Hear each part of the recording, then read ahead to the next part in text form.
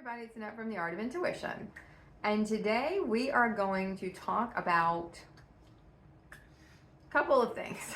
I'm going to pull a couple things together because I haven't done a video in a while. I have a whole list of things that I want to talk about over the next week or so. So, challenging ourselves to look at other realities and how we do that very organically and we don't realize that's what we're doing. Parallel realities are one of the more whimsical topics you see a lot of people talk about. It's really big right now in the movie space, multidimensionality, multidimensional worlds, different aspects of different characters. You see it all over the place. One reason for that is it's a great way to open up the mainstream collective's consciousness to those concepts. So when you start seeing any genre take off, that's one of the reasons. There's the reasons why you've had that whole superpower genre that had been, really big, the decade before. Getting people to step in their power, getting their warrior energy going, getting into standing up for themselves. And that type of collective stuff, that type of energy was working through the collectives. A lot of people are coming into the fourth dimension, and that is one place where it's being conscious from an unconscious place where you're stepping into warrior energy, but it's warrior energy against the system and not warrior energy for a new system, right? You're still trying to tear down the old, you're fighting against the old in fourth dimension, you're not building a new because you don't know how to yet. So it's a very important part of fourth dimension. So anytime you're wondering, what are the collectives going through, it's interesting to watch how media is going, especially movies. What are the big things? What are the big topics going forward? And I always say it's funny because when people see this on TV and they see it in movies, everyone's like, oh my gosh, it's so cool. And you'll see tons of podcasts talking about it ad nauseum, multidimensionality, as it relates to these movies. But when you bring it up in someone's real life, people are like, whoa, that's weird. What are you talking about? So one thing we are able to do, even in your human consciousness, you do it. You just don't realize it's what you're doing. You're able to look at alternate realities. You're able to see parallel realities. You're able to see different dimensions. But we don't realize that's what we're seeing. We're not seeing something start to bleed over. We're not seeing the cues. We're not seeing, if you go this way, this is what could happen here. If you make that choice, then you're going to be in this timeline. Because we're very set in that separation of time and space, right? Especially in our human consciousness, third dimensional consciousness, fourth dimensional consciousness, we still separate off, right? We're still in our trauma. We're still in our human trauma. We're still in separating ourselves off about what happened 15 years ago, what happened when we were 4 years old, what happened when we were 14, what happened, 20 minutes ago. We separate all these times out and we still relive the experiences over and over and over again. And that's really what, when we talk about the karma, some people call it the karmic wheel. I don't know if I ever specifically say a karmic wheel, but it is when you're, literally on the hamster wheel. But you're kind of, or you just go around and around and around because it's the same program playing over and over and over again throughout, right? Throughout different experiences, whether you're 4, 14, 24, 34, 54, 84, it doesn't matter because the program is still there. Have you worked through some of it? Of course you have. In the human reality, we work through it by going through different physical realities we set up for ourselves. That's how we bust through it, Now, there are harsher realities. They take a lot longer. We don't really move up very, very much on the consciousness scale doing it that way because we still stay very ingrained in the human beliefs. We don't really program the body because we're not there yet. We're not in that part of our ascension yet. And for some of us, we were in that part and didn't realize it, and we opted out to not do it in that moment. And we all have a lot of opt-outs in our ascension plan where you can do it here, you can wait.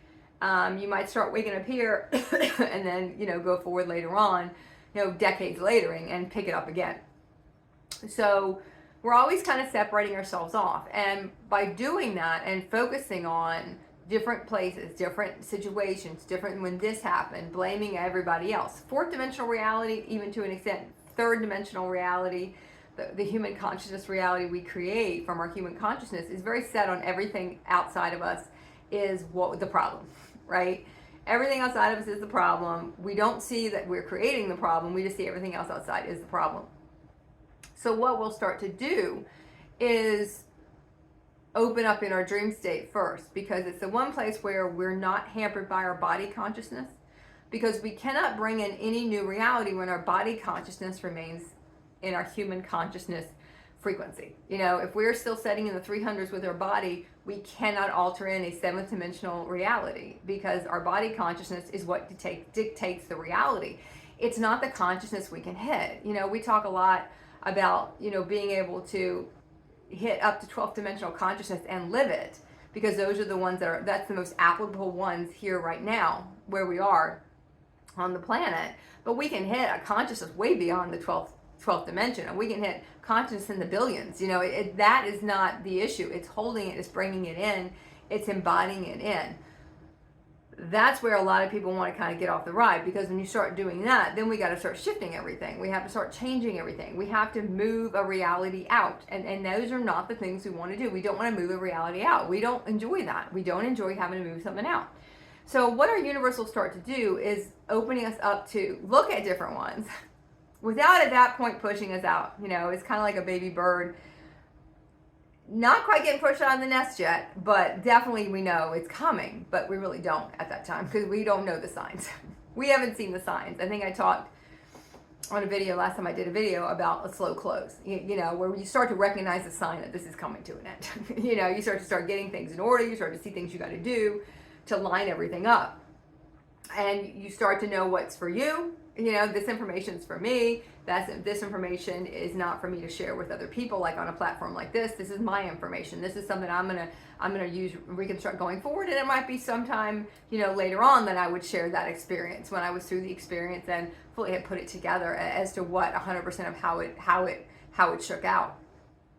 So in our dream states, where we first start to kind of open ourselves up, right? It opens up our imagination, and that's why children, you know, are so big in seeing so many different realities, because they're not hindered by what they believe they should see. They're still very open with their imagination. They have not been 100% shut down yet by the human consciousness. They still have a lot of consciousness there. They still have a lot of the, I'm going to use the word soul light here, because eventually our soul will go kind of outside the body. It's not in there anymore. It kind of circles in our field, but it's not actually inside, because there's too much garbage in there and it can't really get in. So it kind of will hang out outside. Anyone who's got a lot of energy work done, or any energy work done, they might have heard that phrase, like, well, your soul's not even in there. Your soul's over there in the corner, because it's like, this is a mess in there. I don't want to even be in there. So it kind of hangs around outside. And embodiment's just bringing it in, all the different aspects of us. I mean, that's really what 12D is at the end. It's bringing all those aspects in and being able to move between aspects, but there's still just one aspect. It's still your oversoul aspect. You know, it's everything all together. So as we start to age up, you know, children, we see all these different things. That's why we have this endless imagination on things. You know, we see fairies, we see unicorns, we have, you know, imaginary friends. We have all these great things we can see, and people will think, oh, it's just a child being a child, but they're able to see through the different dimensions. You know, they don't have the wall up. They don't have all the things saying that's not there. You know, they haven't been replaced with all the other stuff. You know, they have a very active imagination, and we do lose that as we get older, and we start to kind of double down into the human realities, because we're so conditioned to do that.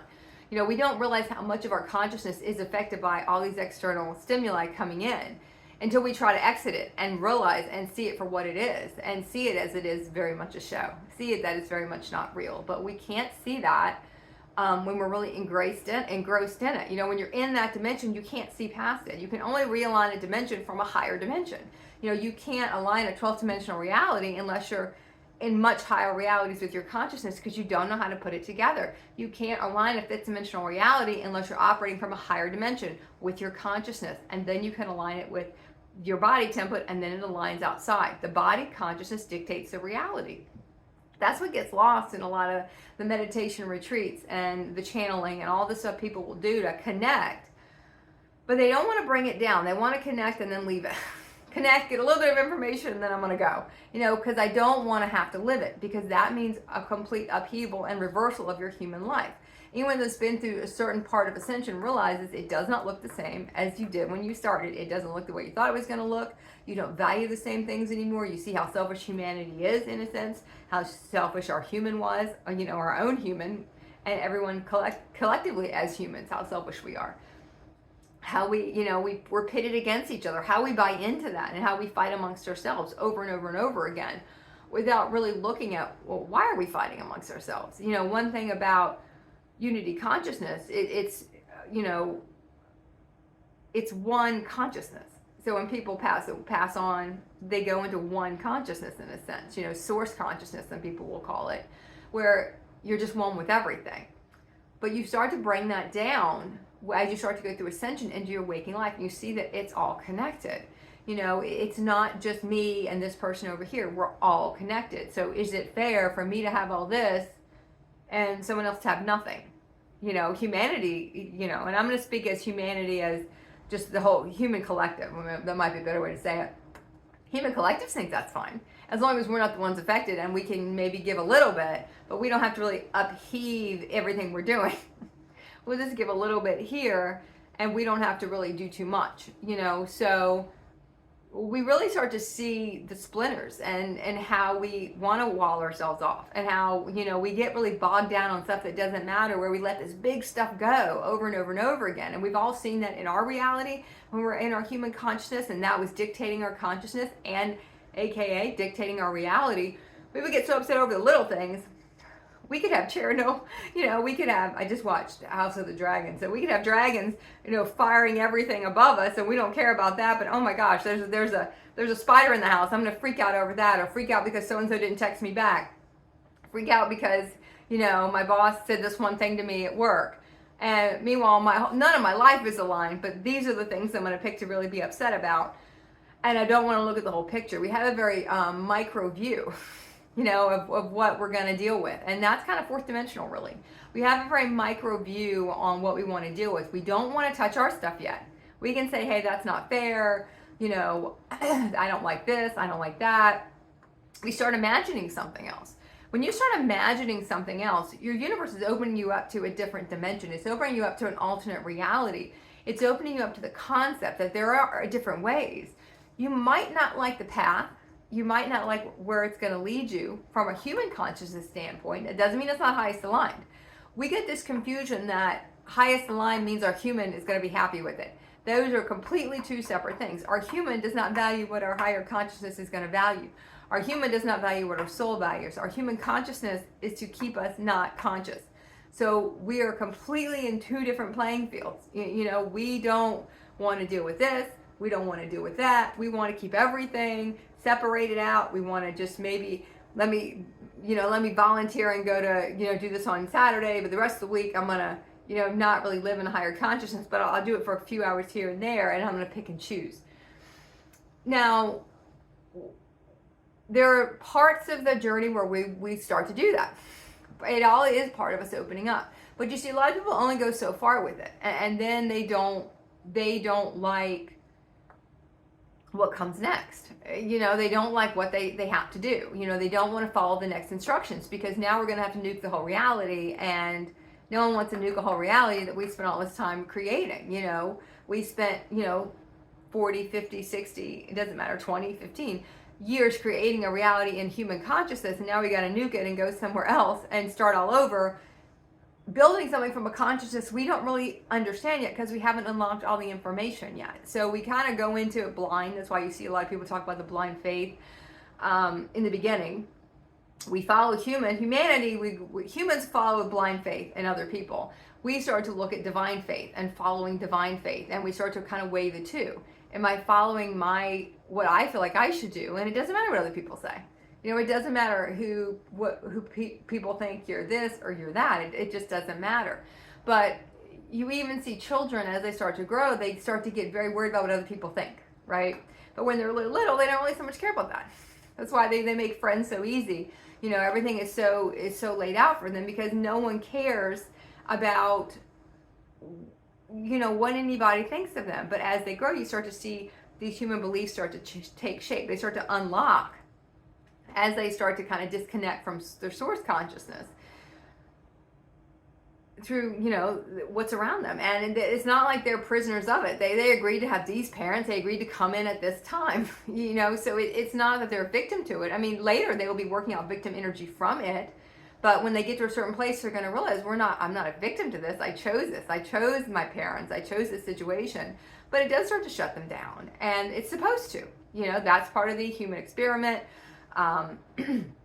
Human experience, depend on which way you want to say. I mean, it's to be separated off, and when the experiment's over, how do you find your way back and to connect back and to see that all this other stuff doesn't matter, and stuff you hated doing before, now you kind of want to do it. You do realities you don't really want to do because it is highest line to do that.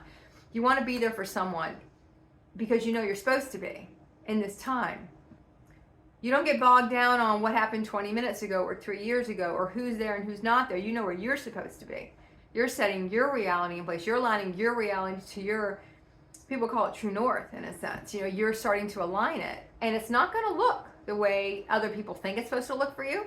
It's not going to look the way you thought it was going to look. And that can be a big thing for a lot of people because they get really bogged down on,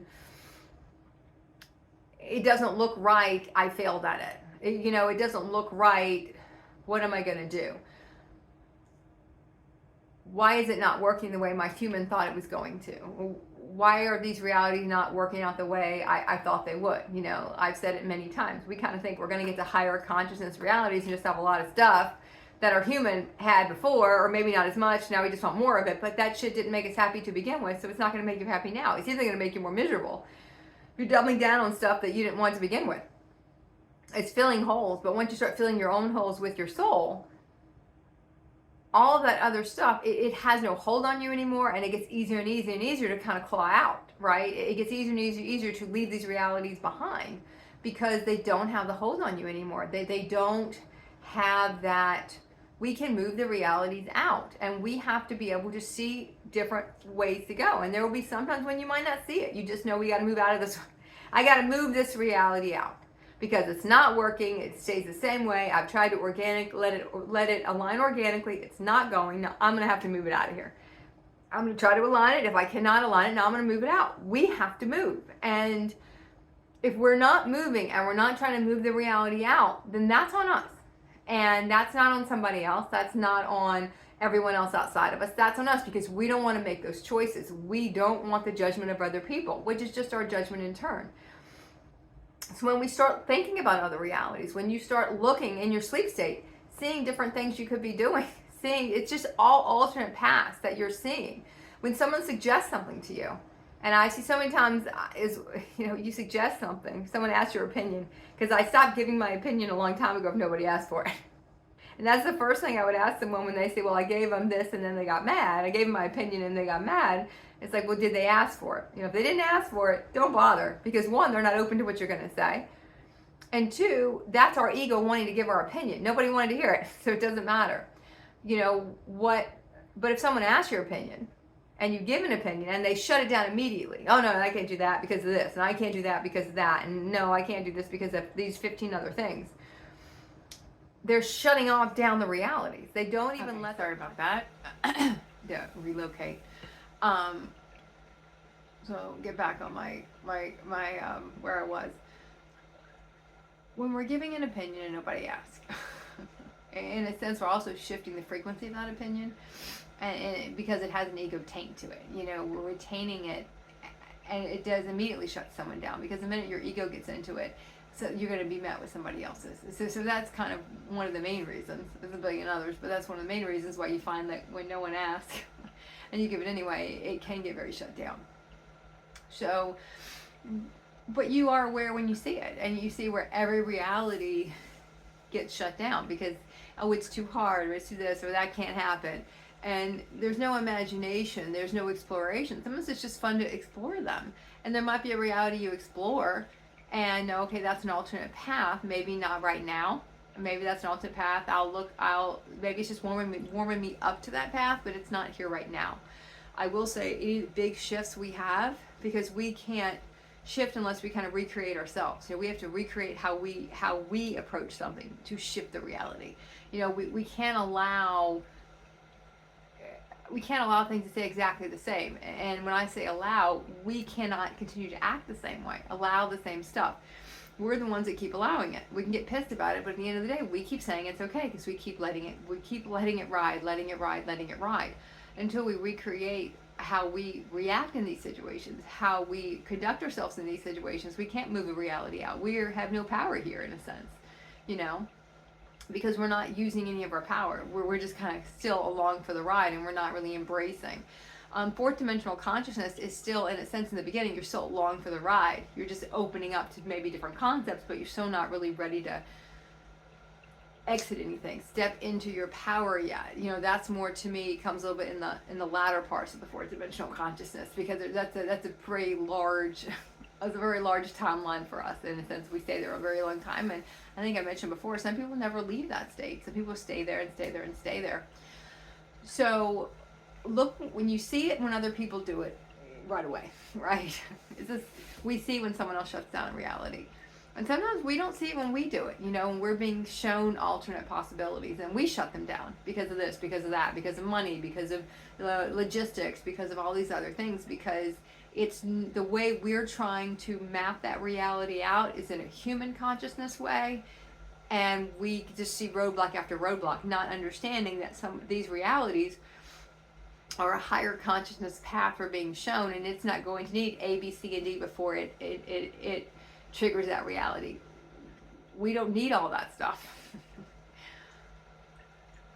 But because we're so used to building human realities in a very linear fashion, and we get separated back in time and space, and how that happened last time, or how this is what happened last time that happened, or this is what happened now, and 20 minutes ago this happened, and we start bringing the old timelines forward, and we start shifting everything and muddling everything up.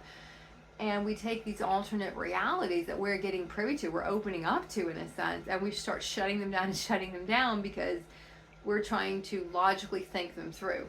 And vibrational realities are feeling through them, being guided through them vibrationally. It's not a let me think it through with my brain. You know, let me get my left brain in here to really think it out. You know, you two hemispheres of your brain will meld together in a sense, and then you're more into higher consciousness. You're not even really using, you know, what's between your ears, because it doesn't matter. That's just to keep kind of your body functioning, in a sense. It's not where, you know, you're going to be making choices from, because it's heart consciousness, it's higher mind consciousness, it's your connection with the deepest parts of you. It's unlocking that knowledge, that galactic knowledge, the, you know, source knowledge. It's different aspects of you coming in, and it's not going to lay out the way we're trying to lay it out. So if you're discounting it, if you're already saying, shutting it down, especially when you've heard a couple of times, and sometimes people will say things repeatedly. I know I've talked a couple of times on here. Some people have the rule of 3. If they hear it 3 times, and that means to go that way. You know, you can make all sorts of kind of deals with how your universe is going to communicate with you for a while, and eventually your universe will take that away. You just have to follow your guidance you feel, and it won't give you that external wink and nod and that hand behind the curtain. But you're going to find that the more you kind of maybe put your foot down about something and say, oh, I don't want to go that way, you're going to be pushed more that way. You know, you're going to be pushing through. You're going to feel the pressure to go that way, and we kind of start resisting that because we don't want to go that way. We don't want to have to do some of the stuff we have to do, and leave some stuff we have to leave some stuff behind. So I think I'm going to leave it at that. I think I'll come back and expand on that later, but I did want to kind of get this out. And okay, keep practicing the art of intuition.